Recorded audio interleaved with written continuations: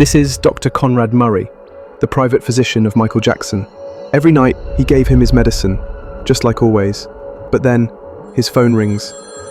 He steps out to take the call, just for a moment. And when he returns, Michael is lying still, dead on his bed. Was it a calculated murder? They said it was a tragic overdose. Or maybe, a corporate hit ordered from a boardroom. People still believe that Michael Jackson is still alive. Did Michael really die? They told us he was gone. They said the music was over, but the biggest conspiracy theory about Michael Jackson is that he faked his death and how he might still be alive.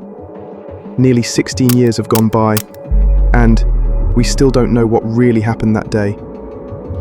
Fans of Michael are still trying to uncover the truth, unanswered questions, and evidence that kept this case alive.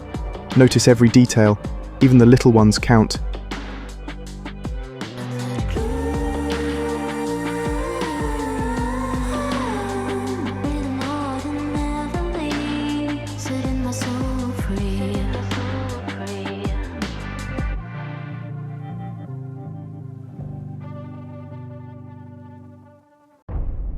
In the 1980s, record labels wielded contract language like shackles, clauses that recouped advances, music videos, touring costs, promotional expenses, even tour merchandise, directly from artists' royalties. Michael Jackson, already the world's top seller, and in the past, he also signed deals handing 90% of his earnings to the label. These slave contracts can ruin the life of new, upcoming stars. Someone trying to go into the music industry, like yourself, read your contract. Tommy Mottola, Sony Music's CEO, cultivated a reputation for ruthless deal-making. Insiders claimed he installed wiretaps in recording studios and executive offices.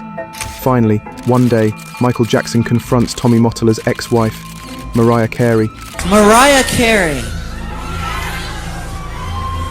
after divorcing Tommy, came to me crying. She was crying so badly I had to hold her. And she said to me that this is an evil man.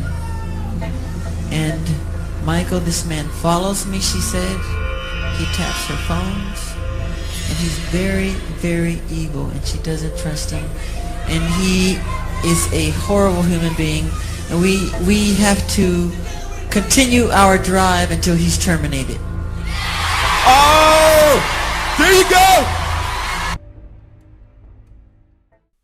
This public confrontation not only fractured Jackson's relationship with Sony, but marked him as a pariah in the very industry he'd dominated. By 1995, Michael grew tired of the system he'd helped build.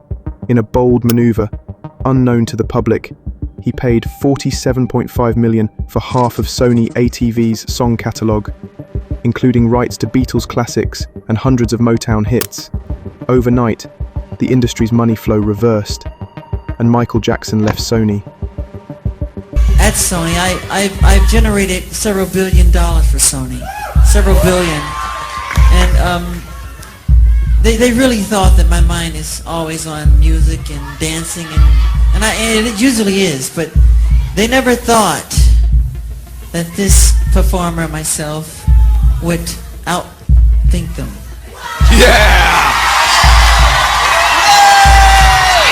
So I'm leaving Sony a free agent, owning half of Sony. So I own half of Sony's publishing, and I'm leaving them, and they're very angry at me because of it. But I just did good business, you know. We have to go back into 1983 to understand the aftermath of this beef between Michael Jackson and Sony. On January 27th, 1983, during a live Pepsi commercial shoot in Los Angeles, pyrotechnics were set off too close to Michael's head. Instantaneously, his hair was engulfed, severe second and third degree burns. Hospital records show he underwent 2 hours of emergency surgery and was prescribed high-dose propofol, lorazepam, a midazolam, to combat insomnia and pain. Conspiracy theorists point to a hastily erased CCTV tape at the studio. Some witnesses claim a voice in Jackson's earpiece warned, "Not safe," just seconds before flames erupted. After some time, Eminem dissed Michael Jackson in his track, mimicked his accident in his song video, showing disrespect. I've never met Mr. Eminem, and to have him, I've always admired him, and to have him do something like that was pretty painful as an artist to another artist. And it's sad because, well, I think what Stevie Wonder said is true. And I just don't want to say too much more than that. But he should be ashamed of himself. But Michael Jackson's response was unexpected. No diss, no song, no mimic. He bought Eminem's whole catalog rights. That means whenever Eminem performs, Michael Jackson got paid some amount. For years, Jackson's private physician, Dr. Conrad Murray, administered propofol nightly because Michael Jackson could not sleep at night. But then, on June 25, 2009, a news broke out that disturbed the fans of Michael Jackson. Some insiders whispered Murray was in deep debt, perhaps paid off to keep Michael sleeping. Others speculate the dosage was miscalculated on purpose, ensuring Jackson would never speak again. And the court declared Dr. Conrad Murray guilty. He served 3 to 4 years in prison, and then he got free. The first conspiracy theory is that Tommy Mottola is behind the death of Michael Jackson. Because Michael Jackson started to speak up, they knew Michael was in the industry for decades. He knew every dirty secret in the music industry, especially about Sony. The second conspiracy theory, Michael faked his death. Because he was a master of disguise, he went out in public with his face changed. Movies. You go to the movies? He said, yeah, let's go. So he goes into the room. 20 minutes later, he comes back out. And I'm like, okay, shit, where's Mike? The guy that came back out was like, I'm right here. I was like, this ain't Mike. I said, Mike, that's you? This nigga came out looking like an old man with a long ass beard, this little hat move in his trench, like a complete disguise. Look, what kind of disguise did he have? Explain it to me. It was like he had a beard for sure. He had a fake beard. He had a beard. Wow. Okay. He definitely looked like an older white guy. And I mean, even the clothes that he had on. Because Michael exposed the music industry and they wanted to get rid of him. Maybe I'm not sure. He faked his death. Michael was smart and powerful. Maybe he already knew that something terrible would happen to him.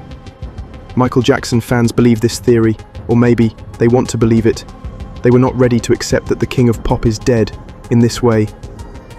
When Michael's death was announced, his fans erupted in grief and disbelief. Vigils, conspiracy forums, even mock funerals sprang up worldwide. But the questions never died. Who truly held the strings? What secrets left uncovered? And is the king of pop still dancing somewhere in the shadows? Because Michael Jackson may have stepped into the shadows, but legends never die, they only transform.